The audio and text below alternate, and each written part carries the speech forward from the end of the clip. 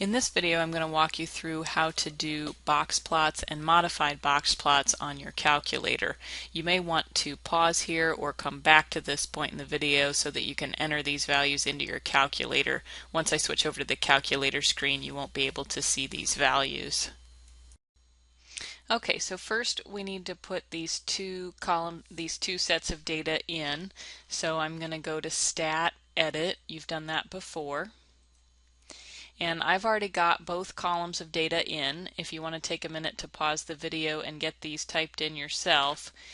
So I've put the data 1 set in the first column and then the data 2 set in the second column. And then once you've got those, you can find your 5-number summary with the 1var stats if you want. So you can do Stat, Calc, and the 1var stats, and then hit enter. You've done that before. You can scroll all the way down and there's the 5-number summary: min, Q1, median, Q3, max. You can clear that. You can also do that for the second column. If you're going to do the second column, you need to tell it. So if you don't tell it which column, it does the first one. So if I do Stat, Calc, 1var stats, and then tell it to do L2, remember that's second 2, we'll put the L2 up there and then hit enter. The numbers are going to be a little different because now it's run these calculations on the second column. Okay, now what we want to do though is create a box plot, and that's going to take a little bit of setup. Once you have it set up, you wouldn't need to do this every time. So we're going to work in the stat plot. That's where all of the graphing things are. So I'm going to do second and then the y equals button. That's going to get me into the stat plot. I'm going to set two things up, one for each data set. So first let's hit enter on plot 1. First thing I need to do is turn this on. So it's blinking right now on the on. I'm going to hit enter, and that'll move that over and turn it on. Then I'm going to come down to the type. The 2 in the second row are box plots. First we're going to do a regular box plot, which is in the middle of the second row. You do actually have to hit the right arrow to run through these options. So I'm going to pick that middle one in the second row. XList, I want L1 to be what it graphs, so that all looks good. Okay, now I'm going to go back into the stat plot, second, y equals, and I'm going to do this again for plot 2. If I only had one data set, I would only do plot 1. But since I have 2, I'm going to turn the second one on as well. So I'm going to turn that on. I'm going to come over here to the box plot. This time I need to graph the second column. So I'll do second L2 right there. And then that's all set up. To actually see the graph, you hit graph, but you might not see anything at first. Here it looks like I have something in here, just some lines from something else I was doing. You can go into your y equal button and clear anything out that you might have in there if that happens.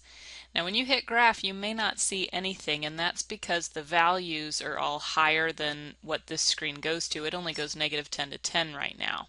I can fix that with the zoom button. So I'm going to go into the zoom menu. Here's the zoom button right here in the middle of under the screen. And choice number 9, you can just hit 9 to be quicker, but I'm going to scroll down here to show you, is zoom stat. And that, for any stat plots that we're working on, that's the zoom that you want to choose. So you can hit zoom 9. And it goes and finds your data. So here are our two box plots. The first one is the first data set, and then the one below it is the second data set.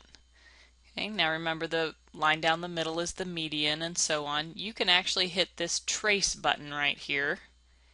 I'm going to hit that, and it will tell you what the actual values are. So right now it's on the median of the first data set, and I can move it to the left to see the Q1 value and the min.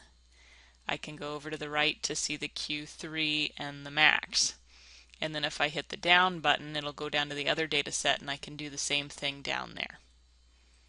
Okay, So then once you see these, you can do all your comparisons. The top one obviously has a much wider range.